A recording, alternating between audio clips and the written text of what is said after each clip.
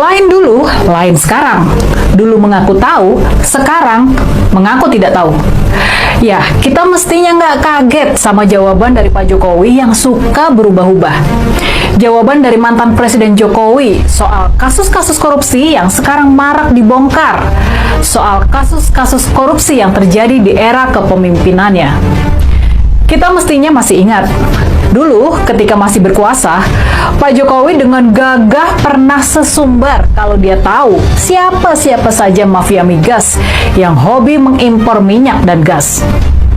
Ya ini yang senang impor ini yang bukan saya cari, udah ketemu lah siapa yang senang impor, udah ngerti saya.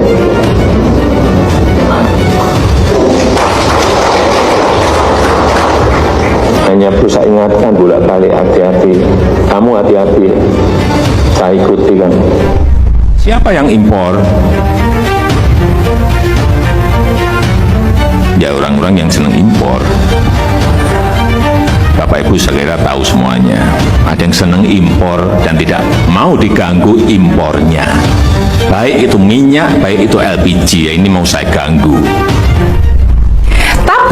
Tapinya nih, sekarang ketika mencuat kasus impor BBM dan Pertamax oplosan yang konon bisa merugikan rakyat Indonesia sampai hampir 200 triliun per tahun, kasus yang terjadi di era kepemimpinannya, kasus yang terjadi antara tahun 2018 sampai dengan tahun 2023, apa yang sekarang dikatakan sama Pak Jokowi? Terkait blending. Ya kalau ada kejutan jadi ketuk dulu. Merasa colong nggak sih? Colongan nggak sih Pak blending? Ya sekali lagi ini manajemen besar, manajemen besar. Soal inkonsistensi, soal ketidakkonsistenan, kita tahu Pak Jokowi seperti apa. Dia inilah politisi ulung yang mendapat julukan populer, sen kiri belok kanan. Pak Jokowi adalah politisi yang konon ucapannya selalu tidak konsisten. Makanya, soal kasus-kasus korupsi, soal niat dia memberantas mafia migas, apakah sekarang kita masih bisa percaya sama dia? Apakah kita masih bisa mempercayai kata-kata dari Pak Jokowi? Gimana kalau menurut kalian? Lalu soal kasus korupsi di Bank BJB yang kemungkinan melibatkan mantan Gubernur Jawa Barat, Kang Ridwan Kamil. Kita juga bisa mencatat pujian setinggi langit yang dulu diucapkan oleh Pak Jokowi ketika mendukung Kang Emil di pemilihan Gubernur Jakarta di tahun 2024 kemarin. Kalau Bapak Ibu bertanya pada saya, jawaban saya rekam jejak. Rekam jejak. Kenapa saya Ridwan Kamil? Karena juga rekam jejak. Dulu, Pak Jokowi mengaku mendukung Kang Emil karena tahu soal rekam jejak Kang Emil. Dia tahu soal rekam jejak Kang Emil yang bagus, sehingga layak didukung menjadi gubernur. Tapi sekarang, setelah rumah Kang Ridwan Kamil digeledah sama KPK terkait kasus korupsi di Bank BJB yang konon melibatkan orang-orang di sekitarnya, apa yang dikatakan sama Pak Jokowi soal Kang Ridwan Kamil sekarang ini? Melihat sosok Pak Ridwan Kamil Pak selama menjabat itu, apakah ada pembenaran seperti itu? Ya saya tidak tahu. Kaget nggak kok dengar pertama kali kabar? Ya sangat kaget. Omongan politisi konon memang nggak bisa dipercaya. Omongan mereka keluar sesuai dengan kepentingan politik mereka saja. Nggak cuma Pak Jokowi yang seperti itu, yang omongannya nggak bisa dipegang. Mungkin hampir semua politisi seperti itu. Tapi di antara semua politisi, tampaknya memang Pak Jokowi ini yang paling mahir dalam urusan tipu menipu ini. Makanya sampai-sampai kemudian muncul julukan populer, sen kiri, belok kanan. Sebuah istilah yang dipopulerkan oleh politisi P3, yakni Gus Romi, Muhammad Roma Hurmuzi. Jauh sebelumnya, majalah Tempo pernah membuat cover yang menyindir Pak Jokowi yang suka berbohong ini, yang nggak konsisten antara omongan dan tindakannya ini. Mereka menampilkan Pak Jokowi dengan bayangannya yang berhidung panjang seperti Pinocchio, boneka yang hidungnya bakal memanjang kalau berbohong. Ketika itu, majalah Tempo mengulas ingkar janji Pak Jokowi kepada para penggiat anti korupsi soal pemilihan pimpinan KPK atau Komisi Pemberantasan Korupsi. Waktu itu, Pak Jokowi sempat berjanji akan memperkuat KPK. Tapi pada kenyataannya, dia ikut arus melemahkan komisi tersebut. Soal kebiasaan berbohong Pak Jokowi, ini kemudian mendapatkan pengukuhan dalam karya patung yang dibuat oleh seniman Mas Butet Kertarejasa. Patung tersebut menampilkan lelaki kurus dengan pakaian Raja Jawa seperti yang pernah dipakai oleh Pak Jokowi. Uniknya, lelaki tersebut punya hidung yang panjang seperti Pinocchio. Karya ini memang tidak menyebutkan bahwa patung tersebut adalah gambaran dari Pak Jokowi. Tapi kecerdasan kita tentunya bisa menarik garis hubungan di antara patung tersebut dan kritik kepada Pak Jokowi. Soal kebiasaan dan budaya berbohong dalam bungkus pencitraan, ini kemudian mendapat telaah tajam dari cendekiawan Sukidi dalam esainya yang bertajuk Pinocchio Jawa, yang kemudian viral di media sosial. Di situ mesti tidak menyebut nama Pak Jokowi, secara tajam Pak Sukidi membedah perilaku-perilaku seperti yang biasa dilakukan oleh Pak Jokowi. Di dalam esai tersebut, Pak Sukidi mengingatkan bahaya besar yang dibawa oleh pemimpin yang berkarakter Pinocchio Jawa. Menurutnya, di penghujung masa pemerintahannya, Pinocchio Jawa mewariskan budaya kebohongan dalam berpolitik tanpa rasa bersalah sedikitpun. Kebohongan demi kebohongan dalam berpolitik dia praktikkan sebagai strategi permainan kotor untuk mempertahankan kekuasaan. Pinocchio Jawa menjadikan kebohongan politik sebagai bagian sentral dari karakternya. Dia memimpin republik bukan dengan keutamaan publik, melainkan dengan kebohongan, korupsi, nepotisme, dan berbagai praktik kejahatan lain.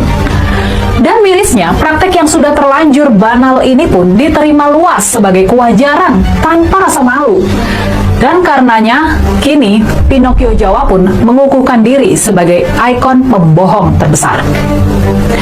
Jadi, makanya nih, melihat semua catatan itu, kalau sekarang Pak Jokowi begitu rajin tampil di media, mengomentari ini dan itu, melakukan klarifikasi atas 10 tahun masa pemerintahannya, apakah kita masih bisa percaya sama apa yang dia ucapkan? Apa kita bisa percaya kalau Pak Jokowi nggak tahu menau soal korupsi impor bahan bakar minyak di Pertamina? Apakah benar dia nggak tahu praktek curang yang dilakukan selama 5 tahun itu, antara tahun 2018 sampai dengan tahun... Selamat datang kembali kawan-kawan se-Indonesia. Di sini Menyala News, tempat kebenaran disampaikan tanpa kedok, fakta diunggah berani-berani, dan suara rakyat didengar jernih. Mari kita bahas laporan menggetarkan panggung politik Indonesia. Presiden Prabowo Subianto dilaporkan sangat marah setelah terungkap fakta mengejutkan terkait mantan Presiden Jokowi Pusat. Sorotan kali ini adalah tokoh analisis politik yang dikenal tajam, Rini Budoyo. Kabar yang beredar KPK mulai bergerak menyeret nama Jokowi dalam kasus besar, padahal informasi ini sudah diketahui sebelumnya. Dan yang paling mengejutkan, Prabowo memilih melepas tangan, tidak mau campur tangan sama sekali. Mengapa kemarahan Presiden pecah? Apa bukti yang terciduk? Mengapa langkah KPK ini disebut sudah disadari lebih awal? Mari kita bedah perlahan, jelas dan lengkap selama ini tanpa menyembunyikan satu hal pun. Ringkasan fakta awal. Video ini dirilis 27 Mei 2026, langsung disimak ribuan kali dalam waktu singkat. Isi utama: tarik-menarik kekuasaan dan hukum antara lingkungan Prabowo dan Jokowi, dan dengan Rini Budoyo yang mengangkat fakta krisual. Titik sentral, KPK mulai menyentuh lingkaran dekat Jokowi, namun situasinya bukan kejutan, sudah ada tanda-tanda jelas sebelumnya. Sebelum masuk ini masalah, kita harus paham siapa tokoh kunci yang membuka Rini Budoyo. Beliau adalah pengamat politik yang dikenal tajam, lugas, dan sering mengangkat hal yang banyak orang takut bahas. Dalam analisisnya, Rini tidak berbicara kosong. Beliau mengungkapkan apa yang terjadi sekarang bukan kebetulan, jejaknya sudah terlihat lama. Hubungan antara pemerintahan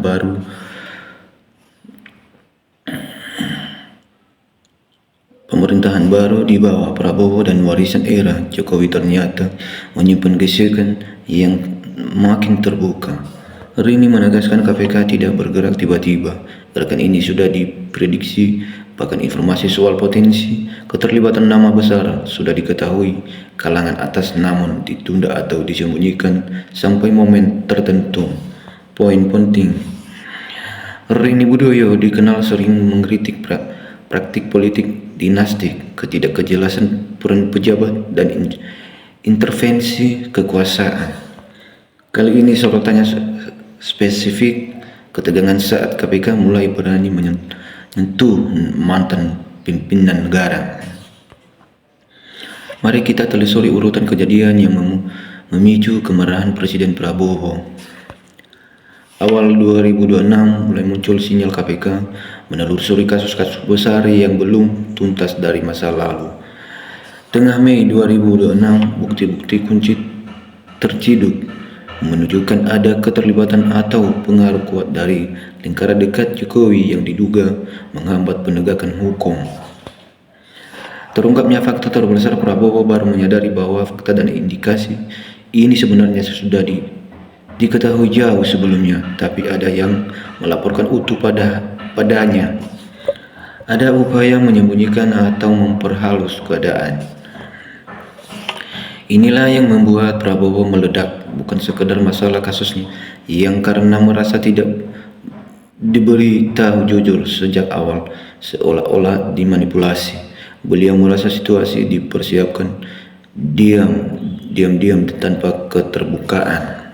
Analisis kata terciduk dalam judul mencagu pada bukti nyata yang terekam ditemukan membongkar keterlindungan yang selama ini ada. Kemarahan Prabowo lebih kepada ketidakjujuran proses informasi, bukan sekadar pribadi seseorang. Poin yang paling banyak dibahas KPK, kebenaran menyeret nama Jokowi dalam pemeriksaan atau menyelidikan, padahal banyak pihak menegaskan ini bukan berita baru, sudah diketahui. Apa maksudnya? Bahwa selama ini ada upaya menahan laju kasus ini karena status mantan presiden, namun KPK akhirnya berani maju, dan ironisnya tidak ada terkejut benar-benar karena jejaknya sudah terlihat jelas bagi siapa yang mau melihat. Rini Budoyo mengingatkan jangan tertipu seolah ini kejutan. Fakta hubungan lembaga hukum dan dengan era sebelumnya sudah regang lama. Banyak pertanyaan publik yang belum terjawab tuntas. Isu perlindungan terhadap nama besar sering muncul di tengah masyarakat. Kini saatnya KPK mengambil sikap tegas meski respon dari istana justru tak terduga. Ini momen paling krusial. Dalam video kita hari ini, Prabowo memilih melepas tangan sepenuhnya. Biasanya dalam kasus menyambut mantan pemimpin sering muncul tegangan atau upaya perantara. Namun Prabowo menyatakan sikap jelas, biarkan hukum berjalan sendiri tanpa campur tangan saya. Mengapa demikian? Beliau kecewa informasi disembunyikan dirinya, jadi tidak mau ikut campur proses yang sudah tertutup itu. Ini menunjukkan komitmen penegakan hukum bersih, tidak ada kekebalan siapapun, menghindari tuduhan memanfaatkan kasus yang kepentingan politik sendiri. Rini Budoyo menilai sikap ini menempatkan Prabowo di posisi tegas, namun berisiko karena sekarang beban kepercayaan sepenuhnya ada di pundak KPK dan lembaga hukum. Tidak ada payung perlindungan dari siapapun lagi. Mari kita lihat bagaimana respon dunia politik dan masyarakat. Lingkungan Jokowi menyatakan siap diuji hukum, namun mengingatkan agar proses berjalan adil dan tidak dijadikan alat politik. KPK menegaskan bekerja berdasarkan bukti, tidak dipengaruhi siapapun, dan akan mengumumkan perkembangan tahap demi tahap. Publik dan pengamat terbagi, ada yang memuji keberanian membongkar apa yang tertutup, ada yang khawatir ini hanya sandiwara politik atau punggung sementara. Reni Budoyo mengingatkan kita semua, jangan terbuai punggung saja, lihat apakah hasil akhirnya benar-benar tuntas. Situasi politik saat ini tegang namun tetap terkendali. Semua mata teruju pada langkah selanjutnya KPK tanpa intervensi Presiden. Demikianlah penjelasan lengkap kita mengapa Prabowo marah saat fakta tersembunyi terbongkar. Peran penting Reni Budoyo dalam membuka kenyataan KPK yang mulai berani bertindak meski semua sebenarnya sudah tahu, dan keputusan Presiden untuk melepas tangan sepenuhnya. Pesan penting kita hari ini, negara hukum harus tegak lurus, tidak boleh ada yang kebal, tidak boleh ada yang ditutupi. Namun kita harus waspada, pastikan setiap langkah benar-benar berdasarkan bukti, bukan sekadar akrobat politik. Tetap pantau bersama Menyala News, kami akan terus menyampaikan fakta terbaru. Begitu ada perkembangan resmi, jangan lupa subscribe dan bagikan agar teman-teman lain juga paham situasi sesungguhnya. Tuliskan pendapatmu jujur di kolom komentar. Menurut apakah ini langkah nyata atau sekedar punggung? Mari kita berdiskusi dengan santun. Terima kasih telah menyimak sampai akhir. Saya pamit undur diri, sampai jumpa di laporan berikutnya.